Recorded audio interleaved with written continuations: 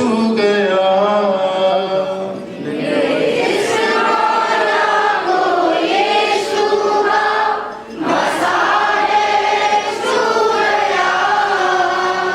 मैं हुआ नया जो यीशु का मसा है छू गया। मैं हुआ नया जो यीशु का मसा है छू गया। जिस मसा में है अपनी शिफाई, वो मसा है मुझे छू गया।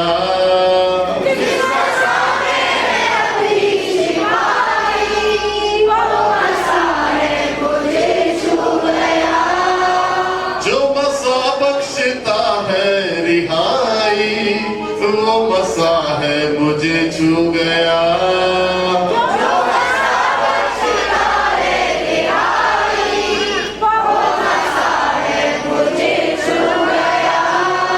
मेरे पीछे बोलो, मेरे कांधे पर से रखा हुआ बोझ, मेरी गर्दन पे रखा हुआ जुआ अभिषेक के कारण टुकड़े टुकड़े कर दिया जाएगा। मेरे कांधे पर से रखा हुआ बोझ, मेरी गर्दन पे रखा हुआ जुआ अभिषेक के कारण टुकड़े टुकड़े कर दिया जाएगा। उससे आमीन बोलो, आशीष तारीफ करो। Hallelujah, hallelujah. यीशु ने आपको छुड़ाया है, बोलो आमीन। हालेलुया। मेरे जिस्म जागो यीशु का मसा है छू गया।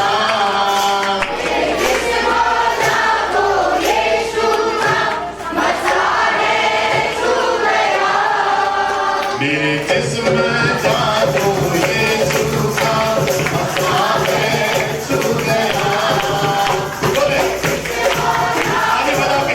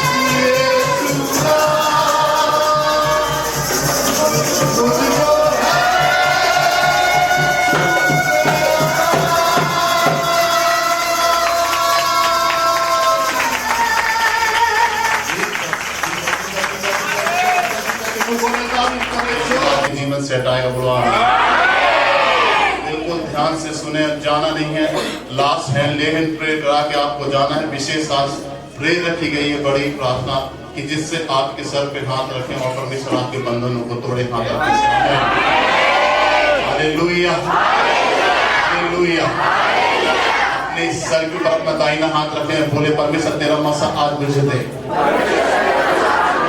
तेरे आत्मा का मसा आज मेरे ऊपर उतर दे पाए। आज एक बड़ी आजादी की लूट लेकर मैं यहाँ से जाने का, मेरे लाइफ को मेरे परिवार को ब्लेस कर यीशु मसीह के नाम से। उससे बोलना है मैं आशीषित हूँ। तारीफ करो।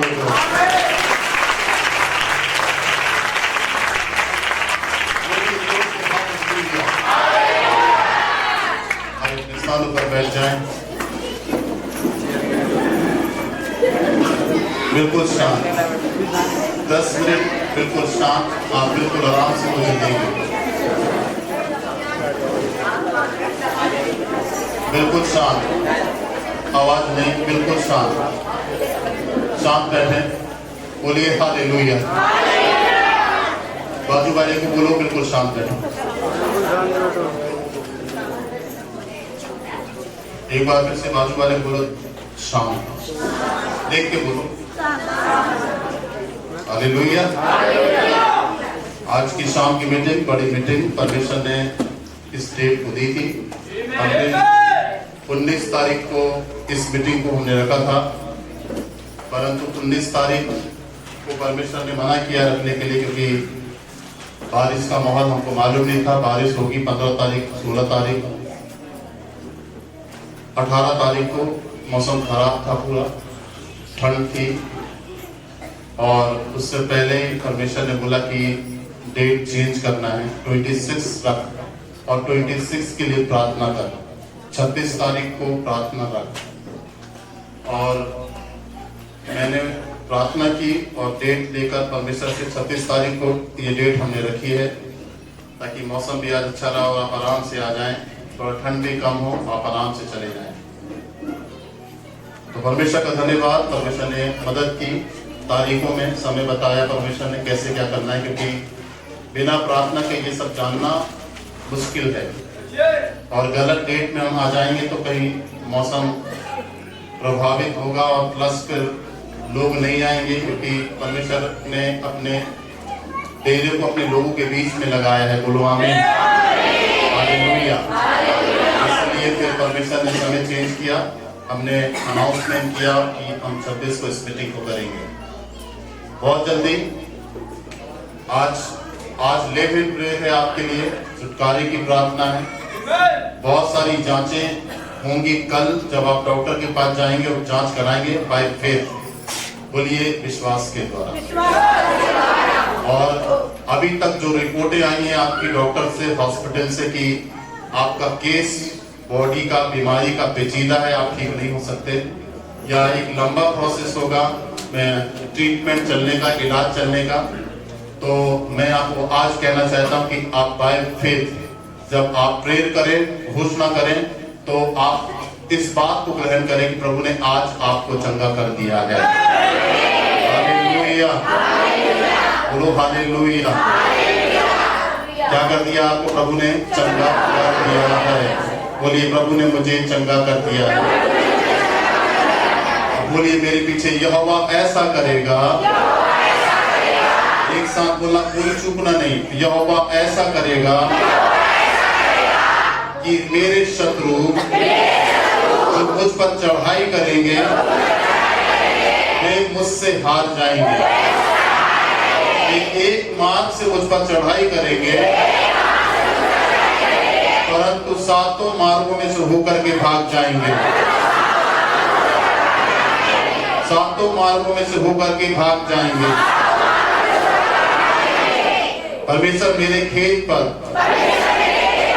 मेरे कामों के, मेरे हाथों के कामों को आज से अपने हाथों को उठाओ। बोलो परमेश्वर मेरे खेत पर और मेरे हाथों के कामों को आज से आशीष दे। आगे बताओ उसके बाद।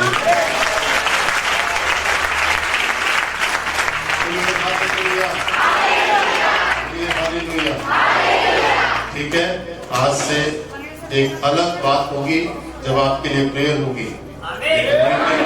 आज आपके लिए एक अलग बात होगी, इसलिए मिस नहीं करना, जल्दीबाजी नहीं, आराम से बैठना है। ठीक है, प्रेयर कराना है और पूरी आशीषों को लेकर के यहाँ से जाना है। आमीन,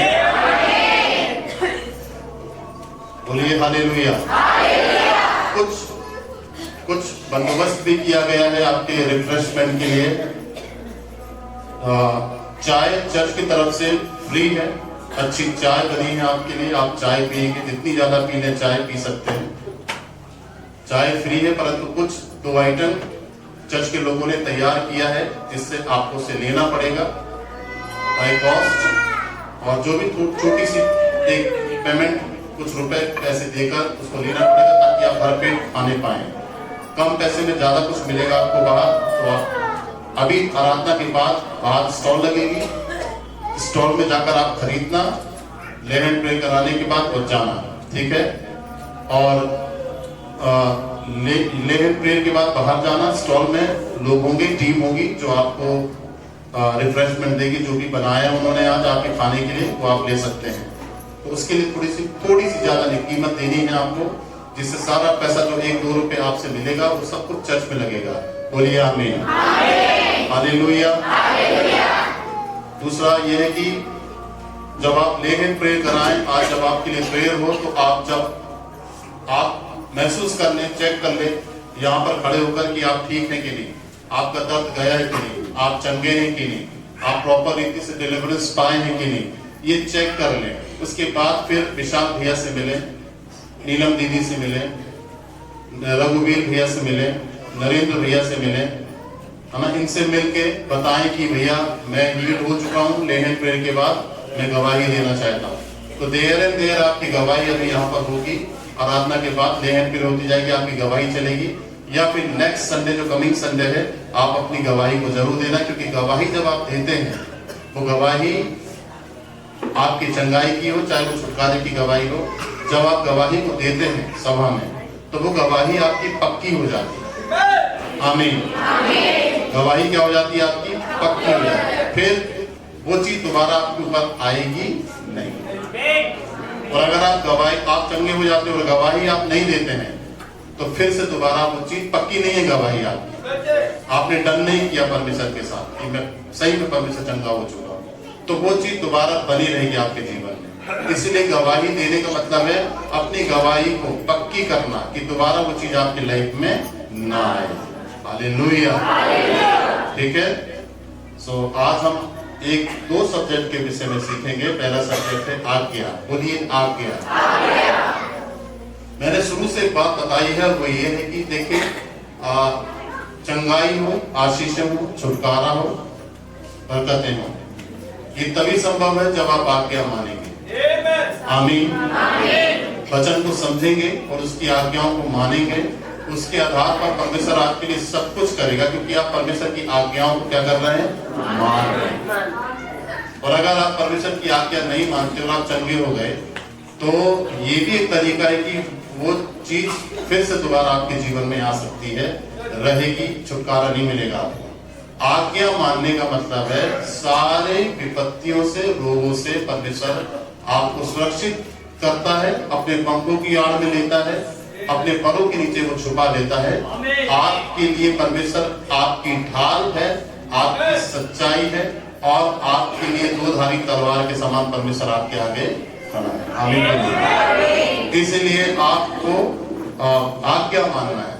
ठीक है। अब बहुत सारी बातों में एक प्रश्न उठता है, लोग ये कहते हैं कि भैया एक बात ये थी कि जब परमेश्वर ने दुनिया बनाई, सुनना ध्यान से, जब परमेश्वर ने दुनिया बनाई तो बाइबल में ऐसे लिखा है कि पृथ्वी गहरे जल के अंदर डूबी थी, बेडोल और सुनसान पड़ी थी। गहरे जल के ऊपर अंधियारा था और अंधियारे में परमेश्वर का आत्मा मंडराता और चला जाता। फिर परमेश्वर ने पृथ्वी को गहरे जल से निकाला और बनाया दोबारा, उसके बेडोल तत्व को दूर किया, सुनसान तत्व को दूर किया और उसको बनाकर खड़ा किया मजबूती से। फिर उसके बाद हर चीज को परमेश्वर ने अदन की बाटी का नाम रखा, एक स्थान का पृथ्वी में, और उस बगीचे को सुंदर बनाया परमेश्वर ने, पूरी सृष्टि को परमेश्वर ने सुंदर बनाया। पर परमेश्वर का एक विशेष स्थान था जो अदन की बाटी का थी, जिसको परमेश्वर ने रखा था अपनी महिमा के लिए। और उस अदन की बाटिका में परमेश्वर ने सबसे पहला आदमी और सबसे पहली स्त्री, जिसका नाम आदम और जिसका नाम हव्वा था, बनाया। हालेलुया। हालेलुया। अब आगे चले तो प्रश्न उठेगा, जब परमेश्वर उनको बना चुका, ये सब्जेक्ट नहीं है पर आगे सब्जेक्ट है मेरा, जब परमेश्वर उनको बना चुका तो परमेश्वर ने सबसे पहली आज्ञा आदम को दी, और वो आज्ञा क्या थी कि अदन की बाटिका में, जिस बगीचे में मैंने तुझे रखा है, जितने भी वृक्ष हैं और जितने भी इस वृक्ष में फल हैं वो सबको तू खा सकता है, परंतु अदन की बाटिका के बीच में जो अच्छे और बुरे ज्ञान का वृक्ष और फल है, उसके फल को तू कभी नहीं खाना, क्योंकि बाइबल में बताता है परमेश्वर कि जिस दिन तू उस फल को खाएगा उस दिन तू मर जाएगा। और आदम ने क्या किया? जो परमेश्वर ने मना किया था वही किया, कि उस स्त्री को सर्प ने बहकाया। सर्प मतलब सांप। और अदन की वाटिका के पेड़ में औरत को वश में किया, उसको बहकाया और फल खिलाया, और स्त्री के द्वारा पति ने भी उस फल को खाया और दोनों पाप में गिर गए। अब प्रश्न ये है कि लोग कहते हैं भैया आखिरकार अदन की वाटिका में अच्छे और बुरे ज्ञान के वृक्ष को परमेश्वर को रखने ही नहीं था, क्यों रखा? फिर बाहर निकल के अदन की वाटिका से अगर अपन आते हैं तो लोग प्रश्न करते हैं, जब परमेश्वर है तो भैया फिर दुष्ट आत्मा कैसे? जब पवित्रता है तो भैया अशुद्धता कैसी? सुनते जाना। जब धार्मिकता है तो अधर्म कैसा? जब रोशनी है तो रात कैसी? अंधकार कैसा? जब दिन है तो रात कैसी? तो इसका सबका प्रश्न पवित्र आत्मा ने मुझे बताया, एक ही बात है, परमेश्वर ने दोनों को साथ में रखा हमारे लिए। और वो इसीलिए रखा क्योंकि यदि अदन की वाटिका में परमेश्वर आदम को नहीं कहता कि तू इस फल को ना खाना, तो परमेश्वर को पता नहीं चलता कि वो आज्ञा मान रहा है कि नहीं मान रहा है। हालेलुया। पेड़ रखने का मतलब इसीलिए था, अंधकार रखने का मतलब, पाप रखने का मतलब पाप रहने देना पृथ्वी पे, शैतान को काम करने देना, अंधकार की शक्तियों को भी इस पृथ्वी पे काम करने देना, अधर्म को काम करने देना, इसीलिए कि मनुष्य जाने कि वो किसको चुनता है। इससे पता चलेगा कि वो किधर जाएगा, परमेश्वर के प्रति कितना गंभीर है, कितना आज्ञाकारी है। इसलिए परमेश्वर ने अदन की वाटिका में अच्छे बुरे ज्ञान के वृक्ष रखा कि देखेंगे कि ये मेरी आज्ञा मानता है कि नहीं मानता है। और अगर आदम सही में परमेश्वर में गंभीर होता तो आज्ञा मानता और कभी भी उस फल को नहीं खाता जो परमेश्वर ने मना किया था। इसलिए परमेश्वर को रखना पड़ा ये चीज। इसीलिए परमेश्वर आज संसार में पाप है, अधर्म है, अपराध है, इसलिए परमेश्वर ये सब चीजों रखा हुआ है। ये चीजें बढ़ रही हैं शैतान के द्वारा। शैतान को मार नहीं रहा है, दुष्ट आत्मा को खत्म नहीं कर रहा है जान से, जादू टोने को खत्म नहीं कर रहा है जान से, अंधकार की ताकतों को खत्म नहीं कर रहा है, बीमारियों को खत्म नहीं कर रहा है, क्योंकि सब शैतान की ओर से है। उसको भी उसने दिया है, क्योंकि बात यह है कि मनुष्य के ऊपर पूरी रीति से परमेश्वर डिपेंड है कि वो किधर जाएगा। अगर वो आज्ञा मानकर परमेश्वर के पास आ जाए तो परमेश्वर की सबसे बड़ी जीत होती है। Hallelujah, hallelujah. मनुष्य को स्वयं खुद में निर्णय लेना है कि उसको खाना है या नहीं खाना है, उसको पाप करना है कि नहीं करना है, उसको अधर्म करना है कि नहीं करना है, बीमारी को उसको अपने अंदर आने नहीं देना है, और बीमारी नहीं आए तो कैसा जीवन उसको देना है। सब बातें परमेश्वर ने बता के रखा है। निर्णय मनुष्य के हाथ में है, क्योंकि इससे वो पहचानता है कि आप उसके प्रति आज्ञाकारी हैं कि नहीं है। इससे वो पहचानता है कि आप उसके प्रति गंभीर हैं कि नहीं। इससे वो पहचानता है कि आप उसके लिए पवित्र हैं कि नहीं। इसलिए अपन को बहुत समझदारी से संसार में रहकर सोच समझ के निर्णय लेना है कि हमारे निर्णय परमेश्वर के फेवर में हों। हालेलुया। हमारा ऐसा कोई भी निर्णय परमेश्वर के यीशु मसीह के फेवर में अगर नहीं हुआ तो समझ लो फिर फेवर में किसके है? शैतान के। तो इसलिए नहीं मार रहे, मारेगा, शैतान का अंत करेगा, बीमारी का दुनिया से परमेश्वर अंत करेगा। दुष्ट आत्माओं का टोटल इतनी सी भी राई के दाने के बराबर भी दुष्ट आत्मा नहीं होगी यहाँ पर। पूरे संसार से परमेश्वर खत्म करेगा। पर अभी एक बड़ी टेस्टिंग अदन की वाटिका के बाद से अभी तक चल रही कि मनुष्य किसको चुने। इसलिए वचन में लिखा है कि मैंने तुम्हारे लिए दो मार्ग रखे हैं, एक जीवन का और एक मृत्यु का, तुम्हें एक चुनना है। तो परमेश्वर कहता है, बोलता है मैं चाहता हूं कि तुम जीवन चुनो। क्यों तुम मरो, क्यों तुम बीमारी से ग्रसित हो, क्यों तुम अधर्म में जाओ, क्यों तुम दुष्ट आत्माओं में फंसो, क्यों तुम शैतान के हाथों में आओ। परमेश्वर कहता है मेरे पास आओ। बोलिए हालेलुया, हालेलुया। सबसे बड़ी बात यह है कि निर्णय मनुष्य के हाथ में है। जोर जबरदस्ती नहीं है यीशु मसीह से, किसी से जबरदस्ती नहीं कर रहा है कि तुम उसको मानो, तुम उसके पास आओ। स्वेच्छा दी है, बिल्कुल सेल्फ डिसीजन दिया है यीशु मसीह ने आपको कि आपको किस तरफ आना है। संसार की तरफ जाना है जो शैतान की ओर से है, या परमेश्वर की ओर जाना है जो अनंत जीवन है। Hallelujah, hallelujah. तो ऐसे बहुत सारे लोग इस दशा में हैं और इस दशा में जी रहे हैं, और इस दशा में जीते जीते वे समझ नहीं पाते हैं परमेश्वर की योजनाओं को, कि परमेश्वर आखिरकार उन्हें क्यों चंगा करता है, परमेश्वर आखिरकार उन्हें क्यों छुटकारा देता है, परमेश्वर आखिरकार उन्हें क्यों आशीषें देता है। वो इस बात को समझ नहीं पाते हैं और एक खतरनाक बात उनकी जिंदगी में होती है। बोलिए हालेलुया। मेरे साथ निकालिए लूका रचित सुसमाचार,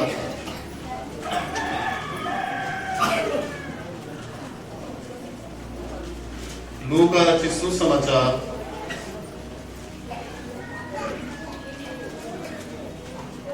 और उसका 11 अध्याय और उसकी 24 आयत को हम देखेंगे। लूका 11 उसकी 24 आयत को देखेंगे।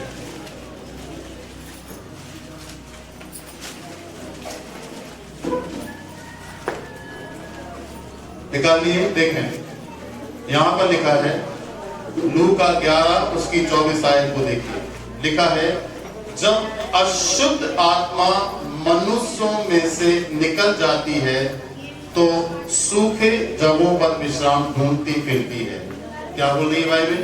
जब अशुद्ध आत्मा, अशुद्ध का मतलब अपवित्र, असत्य, सब प्रकार की अशुद्धता, गंदगी दुष्ट आत्मा में है। और वो दुष्ट आत्मा किसके अंदर रहती है? मनुष्यों के अंदर, ठीक है, जो प्रभु में नहीं है और जो पाप में जीवन जीते हैं उनके अंदर, जो अधर्म में जीवन जीते हैं उनके अंदर।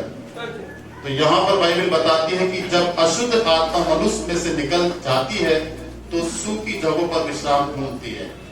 आप समझ लीजिए कि एक दुष्ट आत्मा मनुष्य के अंदर से तब निकलती है जब उस पे यीशु मसीह का अनुग्रह होता है।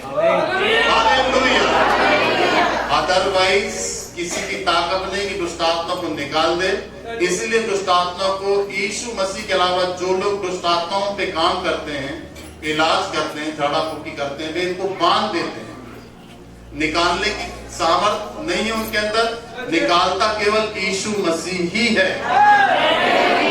बीमारी हो, लाचारी हो, कंगाली हो, कर्जा हो, रोग हो, दुर्बलता हो, कमजोरी हो, दर्द हो, किसी भी प्रकार की समस्या, सारी समस्याओं की एक ही दवा है, उसका नाम है यीशु मसीह।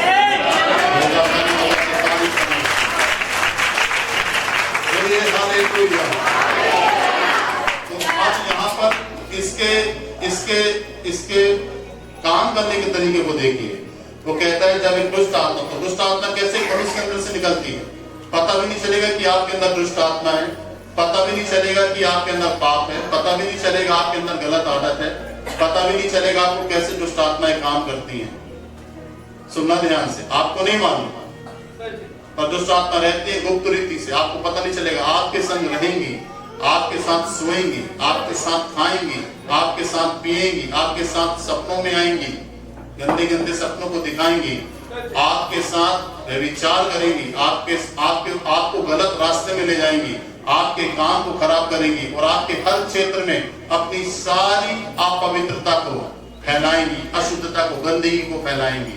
दुष्ट आत्मा का काम है। क्या बोल रहा है यीशु? दुष्ट आत्मा।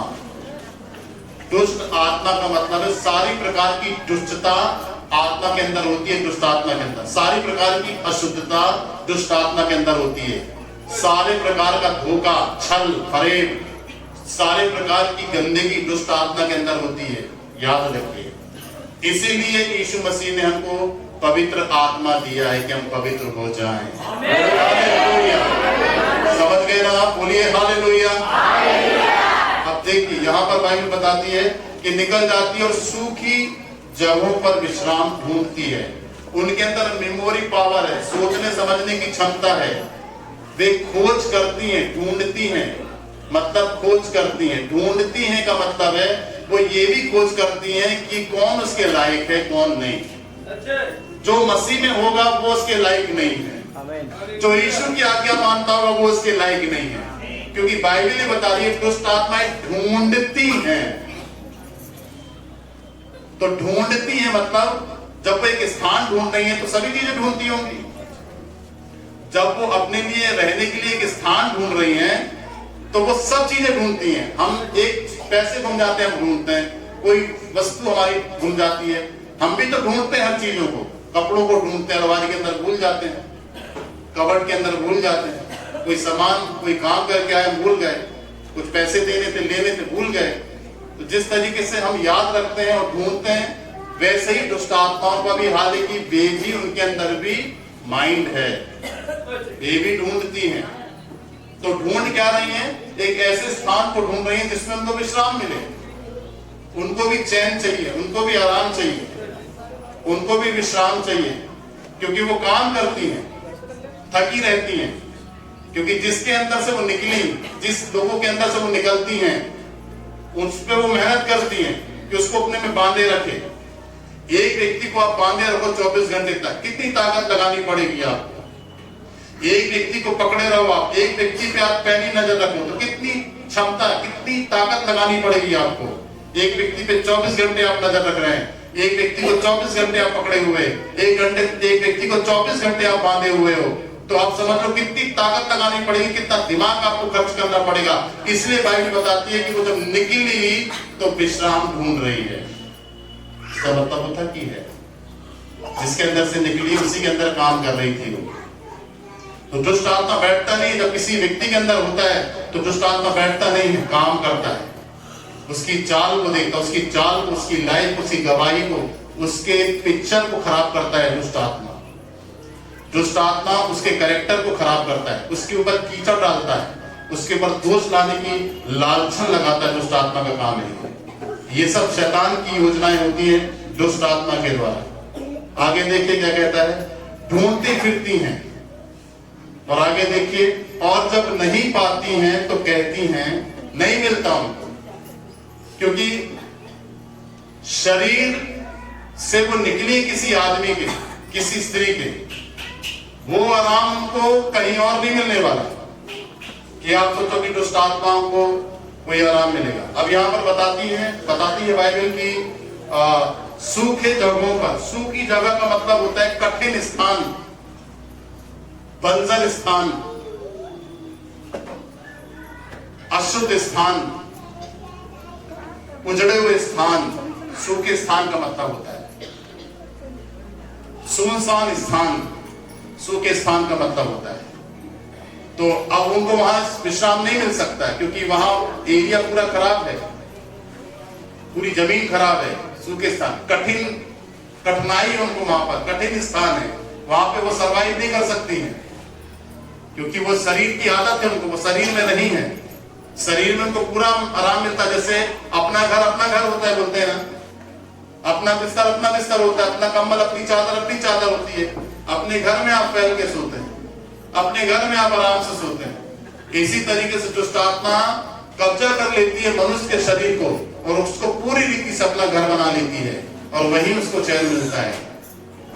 इसको मैं आपको समझा रहा हूं, आपको बिल्कुल ध्यान से समझना है। ये बात पवित्र आत्मा आज आपके लिए उजागर कर रहा है कि आप पूरी रीति से दुष्ट आत्मा के बंधनों से, घर से, जीवनों से आजाद किए जाएं। हालेलुया, बोलिए प्रेज द लॉर्ड। अब देखिए वो क्या कहती हैं। अब यहां पर लिखा है कि और जब नहीं पाती हैं, और जब नहीं पाती तो कहती हैं, देखिए कहती हैं, मैं अपने उसी घर में जहां मैं निकली थी, जहां से मैं निकली थी लौट जाऊंगी। दुष्ट आत्मा को मालूम है कि वो कहां से निकली है, उनको याद रहता है कि वो किस शरीर से निकली है, किस व्यक्ति के अंदर से निकली है, किस घर से निकली है। पूरा रास्ता, पूरा एरिया, पूरा घर, उस व्यक्ति का नाम, उस व्यक्ति का शरीर सब पता रहता है उनको। इसलिए वो कह रही है कि मैं अपने घर में दोबारा लौट जाऊंगी। उनको वो घर याद है, इसका मतलब भूलती नहीं है वो। बोलिए जोर से हालेलुया। अब देखिए अब क्या होता है, उसी घर में जहां से मैं निकली हूं लौट जाऊंगी। दुष्ट आत्मा कहती है, शैतान कहता है जहां से मैं निकला हूं मैं उसी घर में जाऊंगा, क्योंकि विश्राम नहीं है उसको, विश्राम उसी घर में मिला। और जिस व्यक्ति के अंदर था उसने भी विश्राम दिया उसको, उसने कभी जांच पड़ताल नहीं करी। ये इसलिए भी हुआ कि यीशु मसीह की ज्योति उस पर चमकी नहीं। जिस व्यक्ति पे यीशु मसीह का प्रकाश चमकता है तो सारी अंधकार की चीजें छुपी रहती है, दिखने लग जाती है। इसलिए वचन में क्या लिखा है, कुछ ढापा नहीं क्या जो खोला ना जाए। सच्ची ज्योति जगत को प्रकाशित करती है, वो जगत में था और जगत उसके द्वारा उत्पन्न हुआ। बोलिए हालेलुया।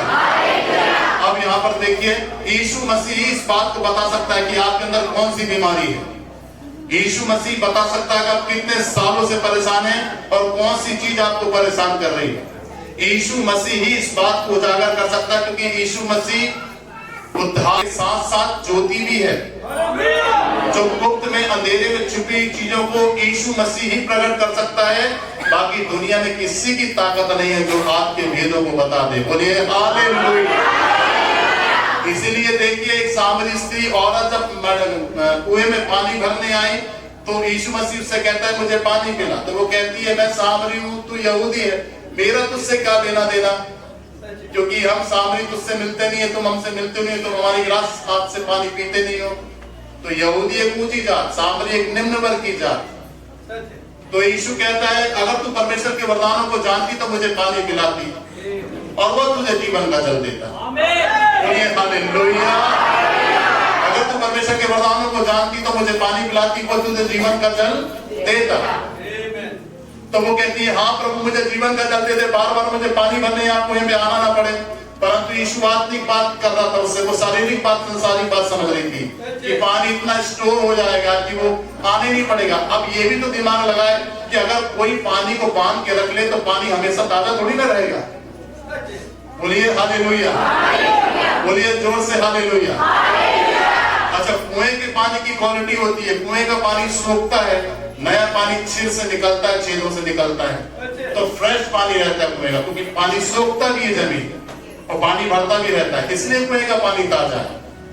परंतु यदि पानी कहीं से निकले नहीं और पानी कहीं से आए, जो पानी एक ही जगह में लगा रहा है, तो पानी में कीटाणु हो जाएंगे, पानी गंदा हो जाएगा, दूषित हो जाएगा, और अगर उस पानी को पिएगी तो क्या होगा, बीमार हो जाएगी। इसलिए यीशु जो बात को कह रहा था वो उसको उस तरीके से लेनी थी। तो यीशु मसीह कहते हैं जा अपने पति को बुलाकर लेके आ। बोलती मेरा पति नहीं है। यीशु मसीह कहता है तू ठीक कहती है तेरा पति नहीं है, तू 5 पति कर चुकी है, अब जो तेरा पति वो भी तेरा नहीं है।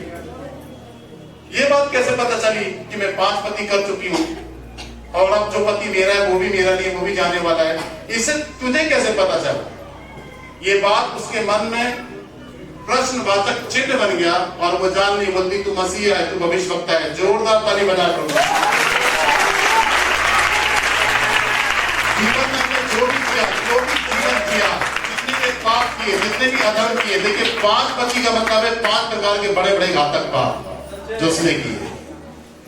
तो यीशु कहता है जब अपने पति को बुला कर लिया, मतलब बुलाकर ला का मतलब है जब अपने पापों को लेकर आ। पापों को ला नहीं रही थी वो, क्योंकि परमेश्वर उसे जीवन का जल देने जा रहा था।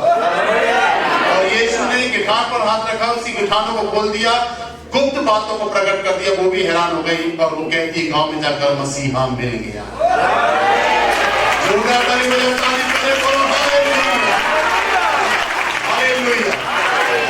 और वो आजाद कर दी जाती है, वो एक गांव की पास्टर बन जाती है छुटकारे के बाद, क्योंकि वो यीशु को जान लेती है, यीशु की गुप्त बातों को प्रकट कर देता है। इसलिए यहाँ पर देखें कि यीशु अगर है तो आपकी गुप्त बात जो भी होगी, आप नहीं भी बोले तो भी यीशु जानता है, क्योंकि वचन में ऐसे लिखा है यीशु बाहरी रूप को नहीं मन को जांचता है। Hallelujah, hallelujah. आगे देखिए यहाँ पर लिखा है, वो कहती है कि मैं उसी घर में लौट जाऊंगी जहां से मैं निकली हूं। 25 देखिए, और आकर उसे झड़ा फुहारा और सजा सजाया पाती है। जिस शरीर से, जिस व्यक्ति के अंदर से दुष्ट आत्मा निकली, निकल गई, चली गई, उसका शरीर साफ हो गया, शुद्ध हो गया। यीशु ने उसको छू लिया, साफ हो गया। सारा पाप, सारे गंदे विचार, सारे गंदे सपने, सारी बुरी सोच, सारे ख्यालात, सारी बुरी युक्ति, सारी बुराइयां उसके अंदर से निकल गई। इसको कहते हैं साफ हो गया था, झड़ा फुहारा। हालेलुया। कितने प्रकार के, जब झाड़ू अपन घर के अंदर लगाते हैं तो कितने प्रकार के कचरे निकलते हैं, अलग अलग। पन्नी निकलती है, धूल निकलती है, अलग अलग कचरा निकलता है जो हम करते हैं, है ना। तो पूरा एक साथ अलग अलग कचरा घर से निकलता है जब हम झाड़ू लगाते हैं, तो एक ही प्रकार का कचरा नहीं निकलता है। जब यीशु एक व्यक्ति के अंदर से दुष्ट आत्मा को निकालता है तो उस व्यक्ति के अंदर से सारी प्रकार की गंदगी निकलती है दुष्ट आत्मा के। बोलिए हालेलुया। तो आप समझ लीजिए कि सारी प्रकार की गंदगी निकली और वो व्यक्ति बिल्कुल क्या हो गया, साफ। अब उसको रात में सपने गंदे नहीं आ रहे, उसके मन में अब गंदे विचार नहीं है, क्योंकि दुष्ट आत्मा डालता है गंदे विचार। आप वो बिल्कुल सही सोच रहा है, आप बिल्कुल सही समझ रहा है, खाना भी अच्छे से खा रहा है, पानी भी अच्छे से पी रहा है, बिल्कुल साफ हो गया। अब बाइबल बताती है कि दुष्ट आत्मा क्या करती है, लौटती है और बोलती है कि चलो मैं उसी घर में जाऊंगी जहां पर मैं थी। अब देखिए, और उसे आकर झड़ा फुहारा और सजा सजाया पाती है। फिर वो नहा धो लेता है, नाखून काट लेता है, अपने दाढ़ी बाड़ी बना लेता है, दांत अच्छे से साफ कर लेता है, क्योंकि फिर वो अपनी चिंता करता है कि मैं गलत तरीके से था, मैं बुरे तरीके से जीवन जी रहा था, अब मैं साफ हो गया। अब उसको सोचने समझने की क्षमता आ गई, उसके अंदर समझ आ गई कि उसको कैसे रहना है। इसको कहते हैं वो साफ हो गया, सजा सजाया, अच्छी बातें उसके मन में अपने लिए आ गई। पर आगे देखिए क्या कहता है वचन, आगे वचन कहता है कि सजा सजाया पाती है। 26 देखो, तब वह जाकर अपने से 7 बुरी और आत्माओं को अपने साथ ले आती है और वे उसमें बैठकर वास करती है और उस मनुष्य की पिछली दशा पहले से भी बुरी हो जाती है। अब जो व्यक्ति साफ हो गया, शुद्ध हो गया, सोचने समझने लग गया, किसने किया उसको साफ और शुद्ध? सोचने समझने की क्षमता किसने दी? जोर से बोलो, ठीक है। अब वो साफ हो गया, अब क्या किया उसने? सुनना ध्यान से। अब उसने क्या किया? अब जब यीशु ने दुष्ट आत्मा को निकाल दिया, हाँ भैया अब मैं अच्छे हो गए, अब मैं अच्छा हो गया, ठीक है। तो अब बात ये नहीं है कि आप हल पूरा हो गया आपका, कि आपके अंदर से दुष्ट आत्मा निकल गई तो यही है टोटल समाधान, हल है ये पूरा। नहीं, ये हल नहीं है, क्योंकि जब दुष्ट आत्मा निकल गई, गंदे विचार आपके अंदर से निकल गए, निकाला किसने? यीशु ने। आप यीशु को जान लिए, उसके वचन को आपने जान लिए, तो जैसे ही दुष्ट आत्मा आपके अंदर से निकल गई, आपका शरीर खाली हो गया, आपका मन खाली हो गया, आपके विवेक खाली हो गया, आपकी भावनाएं खाली हो गई। उसी समय आपको क्या करना है? यीशु मसीह के साथ संगति करके उसके वचन को अंदर लेना, यीशु मसीह को अंदर लेना, पवित्र आत्मा को जल्दी से अंदर बुला लेना। बोलिए हालेलुया। तो अब घर खाली हो गया, जैसे ही खाली हुआ तो घर का मालिक आ गया। पर घर कभी कभी क्या होता है कि घर खाली तो हो जाता है। अब किसी भी मकान को तुम खाली छोड़ दो, ताला मत लगाओ उसमें, दरवाजा मत बंद करो, साफ सफाई मत करो, खुला छोड़ दो उसको, और 6 महीने तक देखो, वहां जंगली जानवर जाएंगे कमरों में, चोर आएंगे, खिड़की तोड़ के ले जाएंगे, कोई दरवाजा तोड़ के ले जाएगा, घर में रखा सामान है वो कुछ लोग उठा के लेके चले जाएंगे, घर को तोड़ देंगे, इवन सब्बल लाएंगे, फावड़ा लाएंगे, ईंटों को भी तोड़ देंगे, घर की ईंटें भी ले जाएंगे, सारी चीजें काम की हैं। पूरा मलबा बटोर के ले जाएंगे, क्योंकि मलबा ही पूरे घर को जंगल बना देंगे। अगर आपने घर खाली छोड़ दिया, क्या करना है?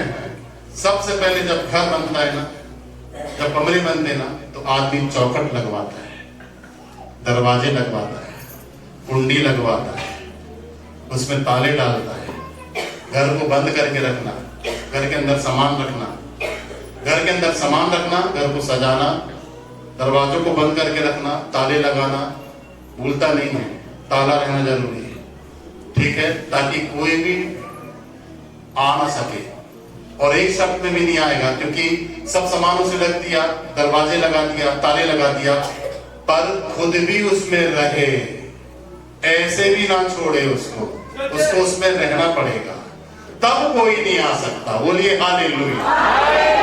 नहीं तो खाली मकान की भी चोरी हो जाती है, ताला बंद भी तोड़ देता है चोर, इसलिए रहना जरूरी है।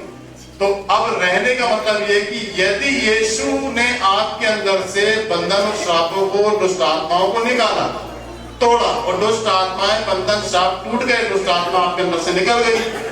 उसी समय क्या करना है, देरी नहीं करना है, फास्टिंग में चले जाओ, घुटने में चले जाओ, चर्च में जाओ, वचन बाइबल खोलो, उपवास रखो, प्रार्थना करना शुरू करो। प्रभु तूने मुझे चंगा किया है, अब मैं चाहता हूँ, चाहती हूँ कि तू मेरे हृदय में आ जा, मेरे मन में समा जा, मेरे जीवन में आ जा। क्योंकि तभी वचन क्या कहता है, देखो मैं द्वार पर, यीशु मसीह कहता है मैं द्वार पर खड़ा हुआ खटखटाता हूँ, जो कोई मेरा शब्द सुनकर द्वार खोलेगा मैं उसके भीतर आऊंगा। बोलिए हालेलुया। अब गलती ये होती कि आदमी छुटकारा पा लेता है, दुष्ट आत्मा निकल जाती है, पर वो यीशु को अपने अंदर नहीं बुलाता, जिसके चलते दुष्ट आत्मा को दोबारा मौका मिलता है, क्योंकि घर खाली पड़ा है, साफ सुथरा पड़ा है। अब जिसने साफ किया, जिसने साफ सुथरा किया, वो व्यक्ति नहीं आ पाया अंदर। आपको क्या करना है, जैसी दुष्ट आत्मा निकले वैसी वचन से भर जाना है, आप पवित्र आत्मा मांगना है, जल्दी से, जल्दी देर नहीं करना है, जल्दी से। बोलिए हालेलुया, बोलो हालेलुया। फिर अगर दुष्ट आत्मा आएगा भी ना तो ऑलरेडी घर पैक है, नहीं आ सकता। फिर वो ऐसे स्थान को ढूंढेगा, ऐसे व्यक्ति को ढूंढेगा जिसके अंदर यीशु नहीं है, याद रखो। और जिसके अंदर यीशु नहीं है वो फिर उसी में जाएगा, क्योंकि यीशु ही इस घर का मालिक है, हमारी सृष्टि है वो, उसने हमको अपने हाथों से रचा है, हमारे अंदर उसने जीवन का श्वास फूंका है। इस शरीर, आत्मा, प्राण का जो मालिक है वो केवल यीशु मसीह और कोई नहीं। इसीलिए पौलुस क्लियर करता है कि तुम्हारा शरीर पवित्र आत्मा का मंदिर है, तुम्हारा शरीर। इसलिए वचन में पौलुस कहता है तुम अपने नहीं हो वरन दान देकर मोल लिए गए हो। जब हम प्रभु में आ जाते हैं, यीशु मसीह को ग्रहण कर लेते हैं, तो फिर कोई भी दुष्ट आत्मा हमारे अंदर नहीं आती, कोई भी श्राप अंदर हमारे अंदर नहीं, कोई बीमारी हमारे अंदर नहीं, कोई रोग हमारे अंदर नहीं, कोई डायबिटीज हमारे अंदर नहीं, कोई गंदे विचार हमारे अंदर नहीं, कोई गंदे सपने हमारे अंदर नहीं आएंगे। अगर यीशु होगा तो हम बिल्कुल सटीक सपने देखेंगे, दर्शन देखेंगे, और वो दर्शन सब होंगे यीशु मसीह से रिलेटेड। हालेलुया, बोलिए हालेलुया। उसने कहा ना कि मैं तुझे दीर्घायु दूंगा और अपने किए हुए भाग का दर्शन दिखाऊंगा। हर बात परमेश्वर आपको होने से पहले बताएगा, कोई भी घटना होगी आपको बताएगा, सपने में दिखाएगा, ऐसा होने वाला, तैयारी रख, प्रार्थना कर। परमेश्वर ने मुझे बोला 19 को नहीं 26 को रख, और मैंने वैसे ही किया, क्योंकि परमेश्वर 26 को जान रहा था, मैं नहीं जानता था। बोलिए हालेलुया। इसलिए आपको सतर्क रहना है कि कोई भी अशुद्धता, कोई भी बुरी बात आपके अंदर ना आए। और सुन लीजिए ध्यान से अंतिम बात, दुष्ट आत्माएं जब आती है तो सब प्रकार की अशुद्धता जीवन में लेकर आती है, और एक सबसे बड़ी अशुद्धता मालूम क्या है? बीमारी। सबसे बड़ी अशुद्धता मालूम क्या है? पाप, क्योंकि वो पाप करवाएगी। यीशु मसीह पर दुष्ट आत्माएं विश्वास करती हैं, पर यीशु मसीह की आज्ञा नहीं मानती है। विश्वास तक सीमित है, वो आज्ञा नहीं मान सकती।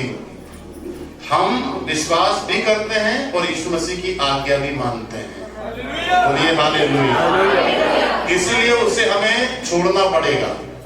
इसलिए वचन से भर जाओ, उसके मसे से भर जाओ। यीशु को स्वीकार कर लो अपने जीवन में, यीशु को अपने जीवन में आने दो, यीशु को अपना बना लो, उसके बन जाओ, उसे ग्रहण कर लो, मौका मत गवाओ। वो मालिक है तुम्हारी पूरी प्रॉपर्टी का, तुम्हारा शरीर जो उसकी प्रॉपर्टी है वो उसका मालिक है।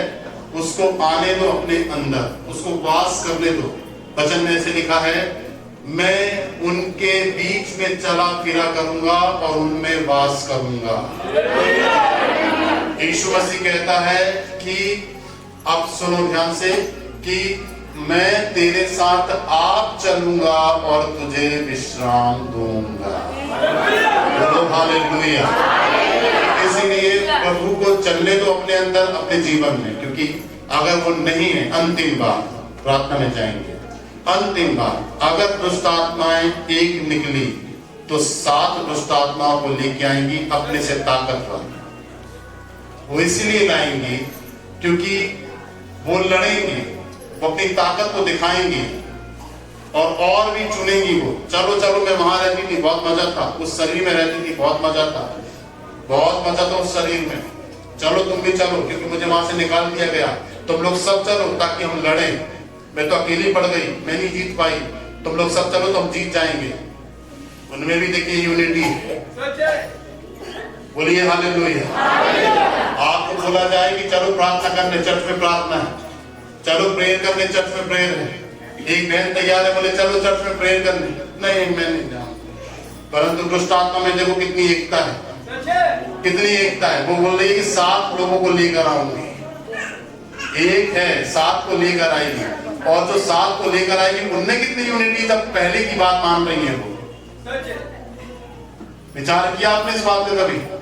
कितनी एकता है उनमें, हम में एकता है। ये भी ध्यान रखना है अपन को। बोलिए हालेलुया। गड़बड़ हो जाएगी लाइफ में। सीरियस लेना इस बात को। यूनिटी, कितनी यूनिटी उनमें।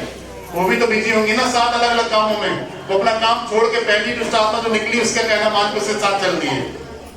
कितनी सिंसियर। वाह भाई वाह, यीशु क्या रिप्रेजेंट करता है वचन का। जोरदार ताली यीशु के लिए बजाइए। बोलिए जोर से हालेलुया, हालेलुया, आमीन। इसलिए याद रखिए, यूनिटी रखिए। एक बात ये भी इस वचन से मुझे सीखने मिली, तुम में यूनिटी होना चाहिए। अगर तुम्हें बुलाया जाए तो बिल्कुल चल दो प्रभु के लिए, बिल्कुल मत रुको। प्रभु यीशु का नाम अगर आया, पीछे मत हटो, याद रखो, तैयारी करो प्रभु के लिए, सब कुछ करने के लिए तैयार। बोलो आमीन, हालेलुया, हालेलुया। इसलिए तैयारी रखो कि पवित्र आत्मा आपके अंदर हो, वचन आपके अंदर हो, ज्यादा से ज्यादा बाइबल की खोज करो, बाइबल को पढ़ो। बाइबल कहाँ मिलेगी? मुझसे लेकर जाओ, टीम से लेकर जाओ, वचन को पढ़ो, वचन को आने दो दिमाग में। पवित्र आत्मा को, यीशु को मांगो, घुटने टेको, यीशु मैं तुझे ग्रहण करता हूँ, मेरे हृदय में आजा, मुझे अपना बना ले। मेरा शरीर खाली नहीं होना चाहिए, तू आजा, तू राजा इस घर का, तू मालिक इस घर का, तू प्रभु है, तू इस घर का उद्धार करता है, तू मेरे अंदर आजा, तू मुझे अपना बना ले। मैं नहीं चाहता कोई अशुद्धता मेरे अंदर रहे।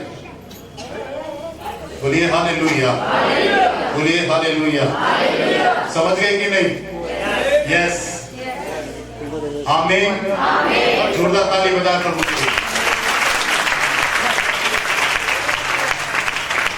बोलिए जोर से हालेलुया, आमीन।